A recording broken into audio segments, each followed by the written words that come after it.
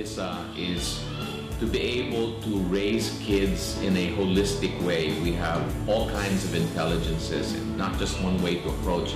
We want the school experience to be very enriching. Our tagline is a better way to learn.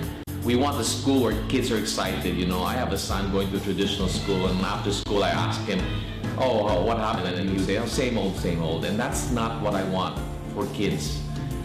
We want kids to come out of school and excited and bubbling with ideas and talking to their parents in school. And that's what's happening in this.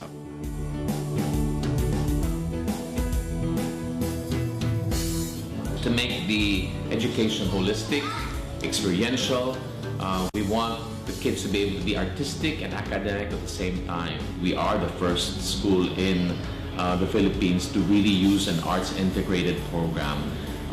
And I just know that it's going to change education altogether. We've The Philippines Uncut. I'm your host, Buddy Corona. Tonight's topic is the art of learning. And joining me still is Jules Bermudez, or Teacher Jules, and he is the principal of the School of Academics and Arts.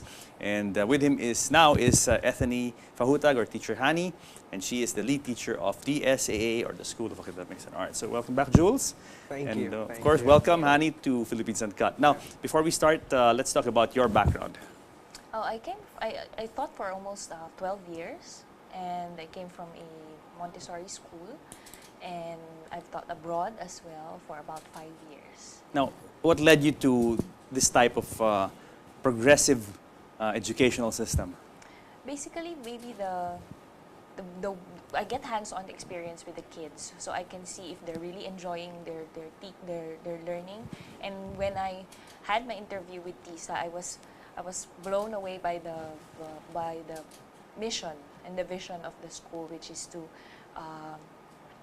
just make the learning better and fun for the students. You know, I'm glad you threw out that word, enjoying, because for a lot of people didn't like school. Yeah. And a lot of people who didn't like school didn't succeed in school. They ended up dropping out, performing poorly, being subjected to labels like, you know, stupid or slow learner, whatever, low IQ, etc., etc. Now, I mean, the three of us went to traditional schools. Yeah. I went to one. I'm sure you guys went to one as well. And apparently, you know, it did work for us, right? But unfortunately, and you can correct me if I'm wrong, there are a number of students that traditional schools just don't work for. No? And I guess these are the students who are often who are left behind. Yeah. Diba? What do you have to say about that, Jules? I mean, because there is a problem with the approach. Yeah. We use the arts integrated curriculum in the School of Academics and Art. So we utilize the arts to engage the children into the learning. And of course, when they're hooked, misbehaviors, or, you know, they don't feel like coming to school, that's mitigated, or that's taken out of the picture. So I think this is an amazing curriculum because we get to identify what is essential to the soul. I think that is very essential. The arts. Absolutely. To the spirit as well. Absolutely. We're really honing and we're really capturing what the crux of the matter is. And that is education. Unfortunately, you know, in our society, a lot of people don't view the arts this way, no? Yes. For a lot of schools, let's say traditional schools, especially, when you say arts, it's something on the side, like, okay, it's like an audit course. Yes. No, it's like if something there's that budget to be cut, that's the arts. and then the parents don't really, oh, okay, you did well in math and science and in They don't English, really look Yeah. for bravo. the arts. But then, okay, you scored an A or a 95 in arts. Okay, so Yeah. what? It's Yeah. fine, Yeah. no? How come? I mean, why is it that there seems to be some sort of, people don't look at the arts so importantly? Yeah. Hani, what do you think is the reason? Maybe because we're traditionally wired in that way. We were brought up that way, so that's why. Okay, we bring it to the children as well. We expect them to do the things that we were used to do because, like we said, it worked for them. Or maybe it And seemed to really, have worked. I mean, but in your case, you told me off camera before we came on Yeah. that you felt that you feel that you could have gone Yeah. further, Yeah. Yes. right? Yes, because the progressivist would really allow for a child to think outside of the box and to asking questions is very encouraged. especially We in don't stop classes. You know, questions. we have like a tiny bunch of kids in the class, but everybody has a tendency to just Yes. open their mouth and spit out facts or even like really contribute to the meaningful discussion that's being going You on. know, I'm so glad you in the brought that class. up, because it brings me back, it brings memories back decades ago when I was in school, in let's say elementary. Yes. And, you know, compared to my recollection of those years was that we were kind of scared to ask questions, no? Parang, Sure. it wasn't as Yeah. free-flowing as what you guys seem to describe in your school. And you know what? That's why we have Google makers, because these authors or Think these outside the makers box. actually, and then they were raised from a progressivist environment. Okay, let's jump into the School of Academics And and Arts. Arts. So the founder, I mean, give us a background first of the school. The founders Jules. are, the founder is Mr. Audie Himora. Very famous gentleman. Yes, a thespian, and of course the Sadikons, Rowena Sadikon and Noel Sadikons. They partnered to continue the advocacy for the arts integrated curriculum Okay. in a school. Okay, when we talk, Hani, when we talk about arts integrated curriculum, as Jules mentioned, how do you make arts, you know, integral, or how do you make it really part of the daily life of students? Arts is not just the visual arts that what we usually think about. It's not just the making of crafts, making of coloring or painting. Yeah. Arts is a very wide term. But in school, in TISA, we use different art forms, which is like theater, dance, singing, music, visual arts, recreational arts. We use the art form, and we identify the art form first, and then we integrate the lesson. Interesting. How do you integrate how do you integrate arts in the lesson? Okay, let's choose an art. Let's say theater. How do you integrate it with math? Jules. I mean, in the theater, there are so many opportunities. If you have to create a costume, then children will have to use a unit of measurement to actually come up with that. We can actually utilize so many like operational skills, the basics of addition and subtraction in creating a particular circumference of the lights, or you know, width and breadth, and you know, scopes, length, parameters, perimeters, etc. I mean, very holistic and very, what do you call that, encompassing is theater. Very interesting. We identify the artists as well.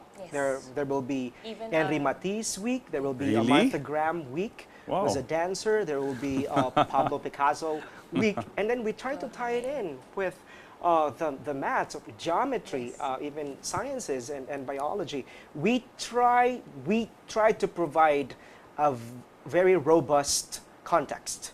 That is very important, I think, because the kids would just slip out if they get to hear all these funny sounding yes, names. But when yes, they yes. see the usability of that particular art form, and then they are able to engage really well, they get to practice. They really get to get down on their knees and really practice or work on that particular art form. Then they enjoy it. The finishing, the accomplishment of a particular project is sustainable or is achievable as well. Do you believe that everyone is an artist at heart? Definitely. That we have that, because you know, some people will say, oh, he's more arts oriented, he's more science oriented. So, I mean, people watching now might be thinking that, okay, my kid isn't really, you know, doesn't really show potential in singing or dancing or drawing, whatever. Maybe this type of education is not for him. What do you have to say about that?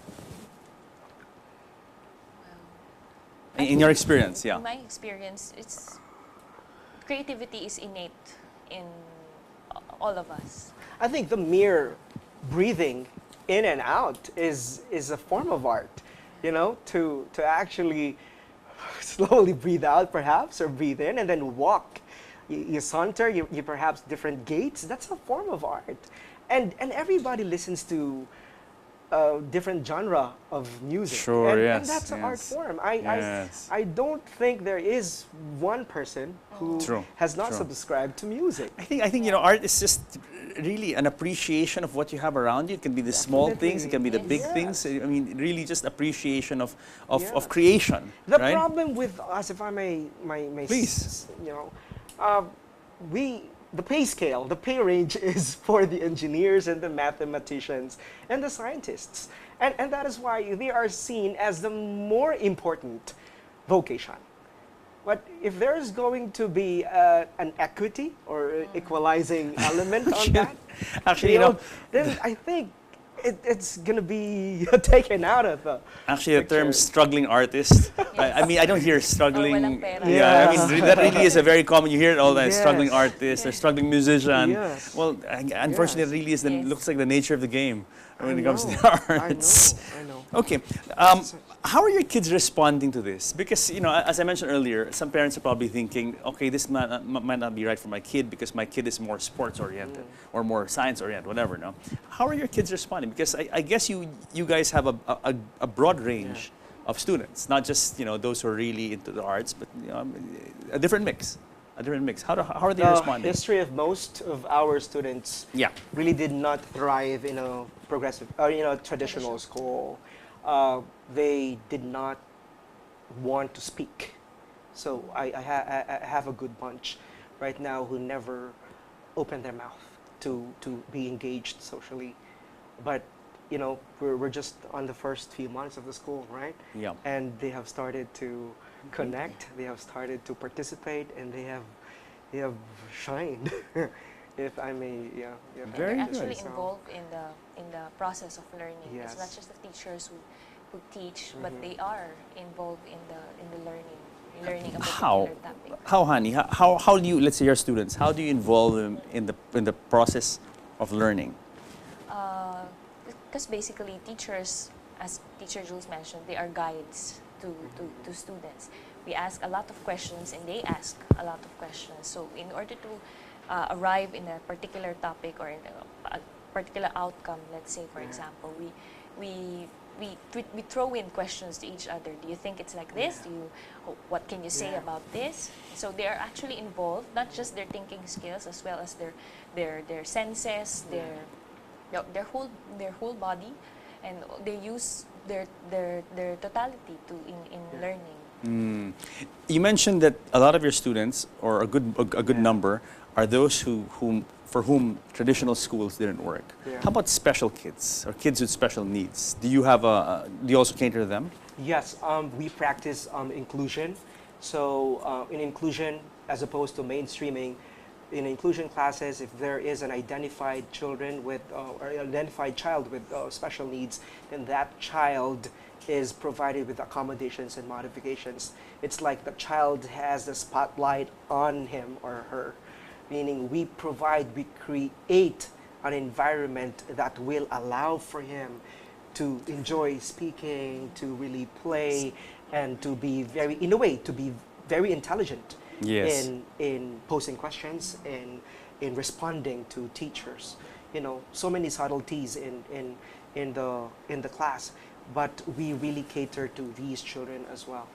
And what do you call this? They are in a class with the regular The kids, rest, yes, so it's not a regular special kids. group for them, and which is good. What is the effect on these special kids because of this? That they're thrown special in. kids. Yeah. What is the effect on them? It's good. No, it's good for them. It's good, right? If there is a good number of the neurotypical kids, meaning the normal kids, if they are speaking properly, if they can actually model the right behavior, how to react, how to ask, how to speak, how to the simplest raising of hands. Yes. That's The modeled in the class. modeling the behavior. So if they see that, I think there's a very good study about this. Mirror genes, right? mirror. So it really brings them out of their shell, no? Yes. Very nice. Jules, Han, we have paused for a break. When we come back, we'll talk about your curriculum. How do you develop it? And the process that goes on, let's say, in the school. What is a usual day for students in the School of Academics and Arts? Thank you. Guys, more of The Art of Learning when Philippines Uncut returns.